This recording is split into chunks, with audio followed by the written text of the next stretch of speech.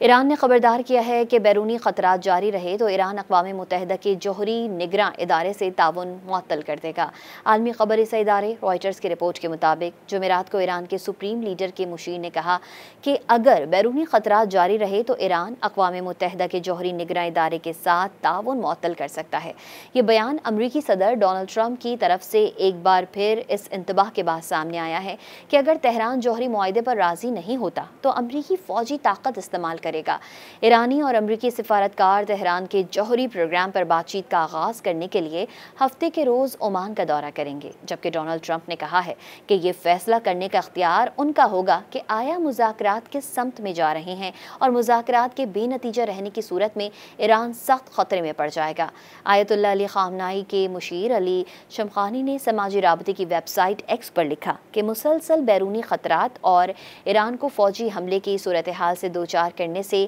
IAEA کے معائنہ کاروں کو نکالنے اور اس کے ساتھ تعاون ختم کرنے جیسے اقدامات کیے جا سکتے ہیں۔ انہوں نے IAEA سے مراد انٹرنیشنل اٹامک انرجی ایجنسی کو لیا۔ انہوں نے مزید لکھا کہ ایران میں افزودہ مواد کو محفوظ اور غیر اعلانیہ مقامات پر منتقل کرنا بھی ایجنڈے میں شامل ہو سکتا ہے۔ دوسری جانب امریکہ کا اصرار ہے کہ تہران کے ساتھ بات چیت براہ راست ہوگی، جبکہ ایران نے زور دیا ہے کہ مذاکرات عمان کے وزیر خارجہ کی ثالثی میں بالواسطہ ہوں گے۔ امریکی صدر ٹرمپ نے اپنے پہلے 2017 سے 2021 کے دور صدارت کے دوران امریکہ کو 2015 کے ایران اور عالمی طاقتوں کے درمیان ایٹمی معاہدے سے دستبردار کر لیا تھا، جس کا مقصد پابندیوں میں نرمی کے بدلے ایران کے حساس جوہری پروگرام کو محدود کرنا تھا۔ ٹرمپ نے وسیع امریکی پابندیاں بھی دوبارہ عائد کر دی تھیں۔ اس کے بعد سے IAEA کے مطابق ایران نے یورینیم کی افزودگی پر اس معاہدے کی حدود کو بہت حد تک عبور کر لیا ہے۔ مغربی طاقتیں ایران پر الزام عائد کرتی ہیں کہ وہ اعلیٰ سطح کی فیشنیبل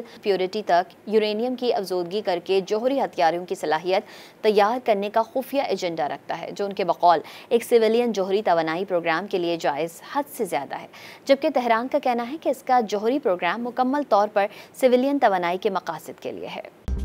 مزید نیوز اپ ڈیٹس اور ڈیجیٹل سٹوریز کے لیے سبسکرائب کریں ڈان نیوز پاکستان۔